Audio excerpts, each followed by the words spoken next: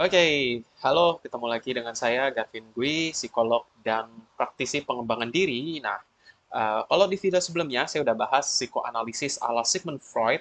Hari ini saya akan bahas psikologi individual ala Alfred Adler.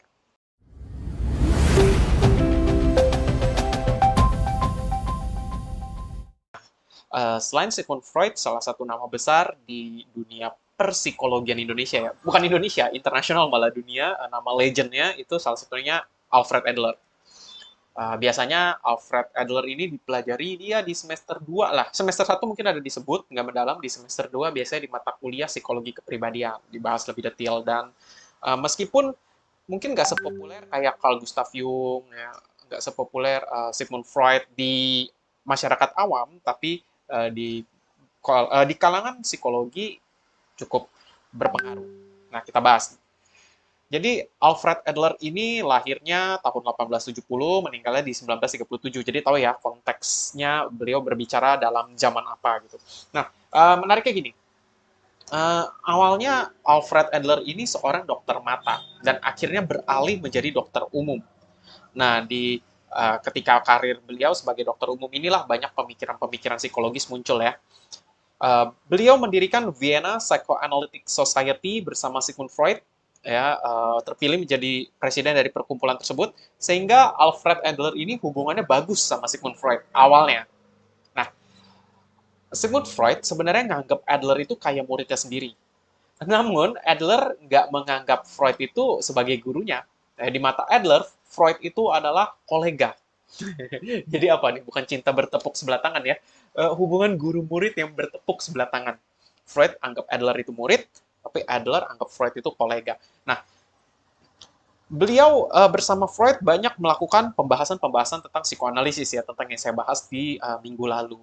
Ya, namun seiring dengan perjalanannya, Adler berbeda prinsip dengan Freud. Ya, salah satu kunci perbedaannya adalah kalau Sigmund Freud itu kan sangat mengandalkan yang namanya insting ya. Jadi manusia itu digerakkan sebagian besar oleh alam bawah sadar.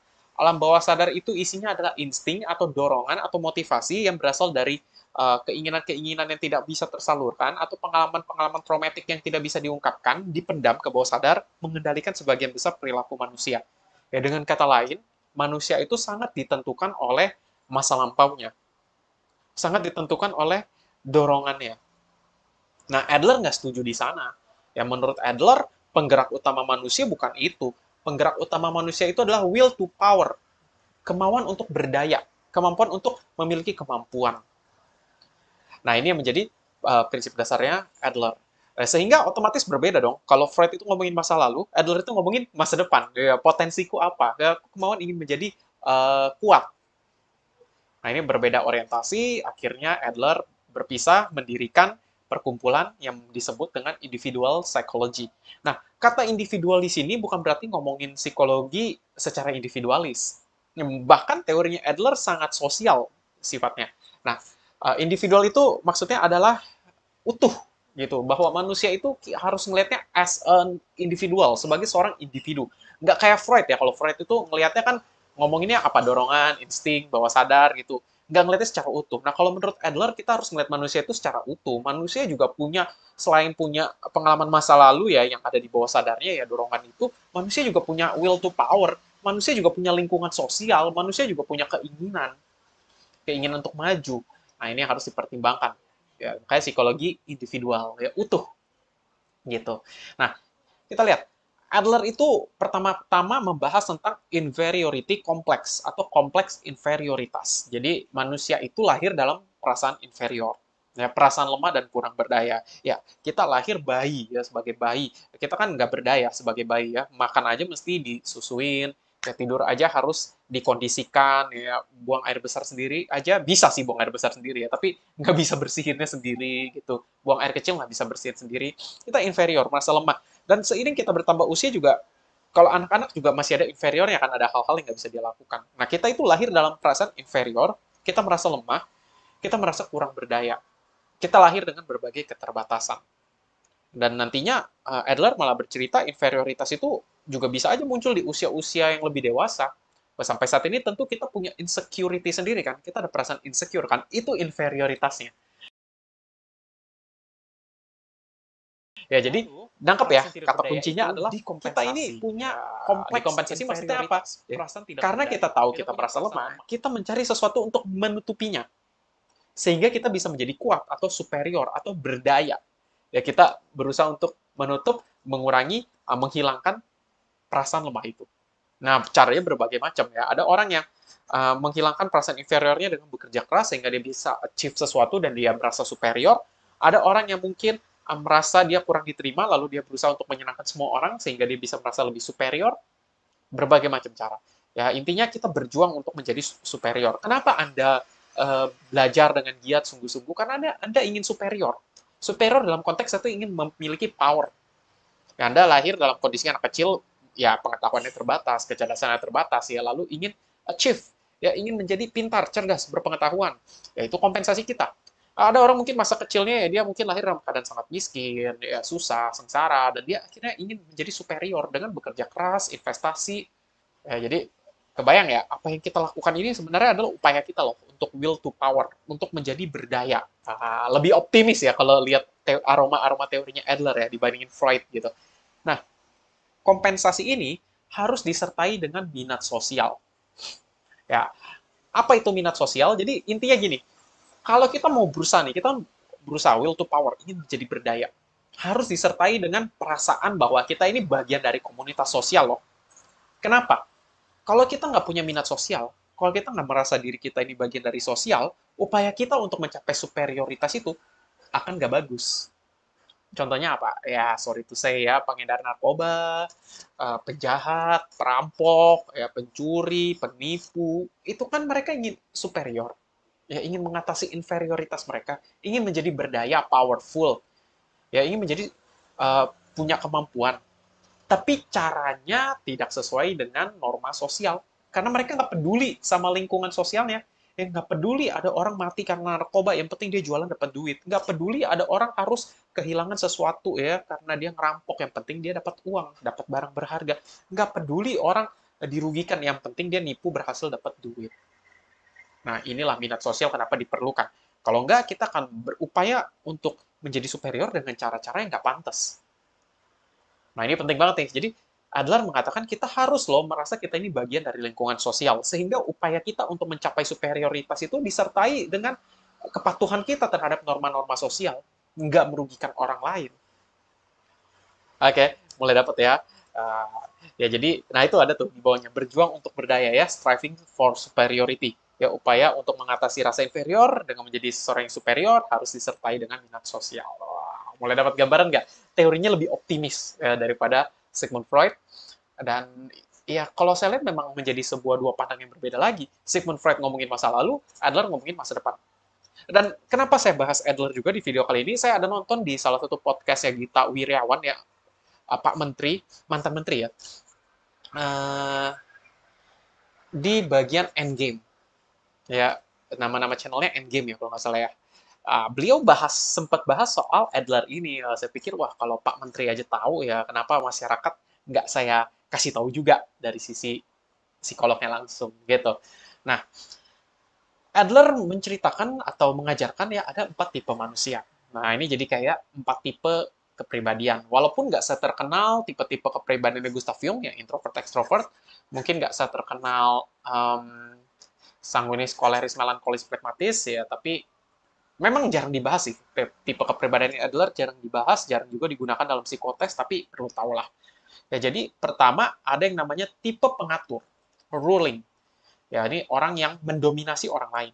Ya, dominasi ini nggak berarti dia harus jadi penjahat, kriminal, ya, pembuli, nggak. Tapi tipe pengatur ini adalah orang yang memiliki energi besar untuk mencapai tujuannya, tapi nggak disertai minat sosial. Ya, dia pengen mencapai tujuannya, tapi dia nggak gitu peka terhadap orang lain, sehingga dia akan, kalau dia merasa ada orang yang akan menjadi penghalang dia akan tundukkan. Ya, makanya ngatur-ngatur, ruling. Nah, ini menurut Adler nggak bagus nih orang kayak gini. Tipe kedua, tipe yang leaning atau menyandar pada orang lain ya. Memiliki perasaan sensitif dan menutup diri. Mereka mengandalkan orang lain untuk menyeimbangkan hidup mereka, kurang bersemangat dan bergantung pada energi orang lain. Jadi maksudnya itu mereka untuk strive for superiority-nya itu energinya kurang. Mereka kurang, sehingga mereka ngandelin orang lain. Yang ngandelin orang lain tuh dikit-dikit minta bantuan, dikit-dikit minta belas kasihan, dikit-dikit minta support. Nah, ini juga nggak bagus menurut Adler. Ya, jadi bergantung pada orang lain, nggak mandiri. Tipe yang ketiga adalah avoiding atau penghindar. Ini juga sama nih kayak yang leaning ya, dia kurang semangat, ya kurang kurang punya will untuk mencapai power. Tapi bedanya kalau leaning itu ngandelin orang, kalau avoiding itu jauhin orang. Jadi dia nggak mau kelihatan lemah. Caranya gimana jauhin orang? Karena kalau ketemu orang dia ketahuan lemahnya. Kalau ketemu orang ke-expose lemahnya. Kebayang ya maksudnya ya? Jadi daripada ketemu orang ini merasa insecure, mending gak usah ketemu. Nah, ini avoiding. Ini juga nggak bagus, kata Adler. Tipe yang keempat ini yang paling bagus, yaitu socially useful. Suara motor dikit ya. Ini shootnya lagi di deket balkon, memang agak kedengaran. Soalnya ruangan yang biasa dipakai buat record lagi dipakai. Oke, so kita balik. Tipe berguna secara sosial ya, atau socially useful. Nah, menurut Adler, inilah ciri orang yang sehat mental. Kenapa? Karena mereka punya will, punya power, ya, punya punya keinginan lah untuk mencapai superioritas tersebut, tapi disertai dengan minat sosial. Sehingga mereka dalam upaya mencapai tujuannya, upaya untuk menjadi superior, mereka tetap peduliin orang lain. Mereka malah membantu orang lain. Nah, socially useful. Menurut Adler, inilah orang yang sehat. Nah, jadi kita mulai tahu nih ya. Jadi, gimana sih ciri orang sehat mental menurut Adler? Ya, orang yang socially useful, berguna buat sosial, berkarya buat orang lain. Nah, oke, kita lanjut. Oh, abis ternyata ya, langsung kesimpulan. Well, sebenarnya Adler ada teori lain sih, family constellation, ya urutan kelahiran mempengaruhi kepribadian, tapi saya nggak bahas karena itu pertama sebenarnya simple ya, baca aja langsung ngerti. Kedua, saya nggak bahas karena mungkin relevansi dengan zaman sekarang udah mulai agak berbeda. Adler ngomongin itu tahun berapa, sekarang tahun berapa, mungkin ada gap yang akan membuat kita merasa kok nggak relate ya. Plus perbedaan faktor budaya. Kita kan Indonesia, budaya beda dengan Barat ya, Eropa sih. Agak sedikit berbeda, takutnya nggak relate. Ya, dan mungkin saya pengen bahas itu dalam video khusus tentang family constellations, tentang urutan lahir mempengaruhi kepribadian dari berbagai perspektif. Makanya saya nggak bahas di sini. Ya, jadi ditunggu terus. Nah, oke, so kita langsung simpulin aja. Jadi menurut Adler, kita lahir dengan perasaan inferior. Oleh karena itu, kita harus mengatasinya ya, dengan berupaya menjadi berdaya, will to power. Ada banyak upaya untuk menjadi superior, untuk menjadi powerful, tetapi harus disertai dengan minat sosial. Karena kalau enggak, jadinya merugikan orang lain. Jadinya tipe yang entah itu ruling, ngatur-ngatur orang ya, yang menindas gitu, atau menjadi leaning, yang minta bantuan orang terus, atau menjadi avoiding, menghindar. Oke? Tanpa minat sosial, upaya untuk menjadi berdaya justru akan bertentangan, justru akan mempersulit kita loh. Kita akan dianggap orang entah itu terlalu menindas, entah itu terlalu bergantung sama orang lain, entah itu asos ya, bukan ansos ya, asos. Gitu. Jadi kita harus punya social interest atau minat sosial. Nah, tipe manusia yang terbaik menurut Adler adalah manusia yang berguna secara sosial. Nah, well, kita udah bahas teori Adler ya sampai saat ini. Mungkin setelah ini teman-teman bisa merenungkan ya berdasarkan teori ini, apa sih perasaan inferior yang teman-teman miliki? Apa sih perasaan insecure? Nah, kalau bahasa zaman sekarang insecure ya yang teman-teman miliki. Ya, lalu teman-teman coba analisa apa yang teman-teman sudah lakukan untuk mengatasi perasaan inferior tersebut. Lalu upaya teman-teman untuk mengatasi inferior itu udah sesuai dengan social interest belum? Udah ada minat sosialnya belum? Berdampak pada orang lain atau merugikan orang lain? Ya jangan kita berupaya untuk mengatasi inferior kita dengan rugiin orang. Ya ada istilah narsis ya. Narsis kan dia sebenarnya merasa inferior. Ya, tapi dia nggak peduli sama orang lain, nggak ada empatinya. Ya, jadi teman-teman mesti merenung. Ya, apakah upaya teman-teman untuk mengatasi insecure, mengatasi perasaan inferior itu udah sesuai dengan minat sosial atau belum?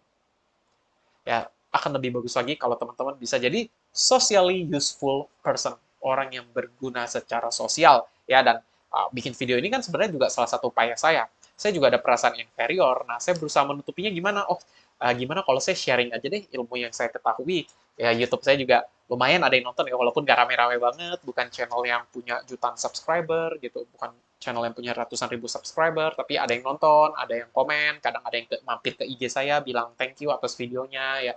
Saya pikir ya mungkin ini upaya saya untuk mengatasi perasaan inferior saya sehingga saya merasa will to power dalam artian saya punya pengetahuan yang bisa saya share ke teman-teman, bisa berguna sesuai juga dengan social interest. Nah, seperti itu. Oke, so semoga bermanfaat ya. Jangan lupa subscribe channel ini, di-share juga ke teman-teman. Mungkin banyak yang tertarik dengan belajar psikologi, bisa belajar banyak dari channel saya. Ada Instagram saya juga, mungkin mau berkorespondensi, yang ngobrol-ngobrol boleh, yang sekedar mau say hi juga boleh gitu. Siapa tahu bisa berkenalan lebih jauh ya, kita bisa ngobrol bareng. Oke, itu aja. Thank you udah dengerin. Sampai ketemu di video berikutnya. Bye bye.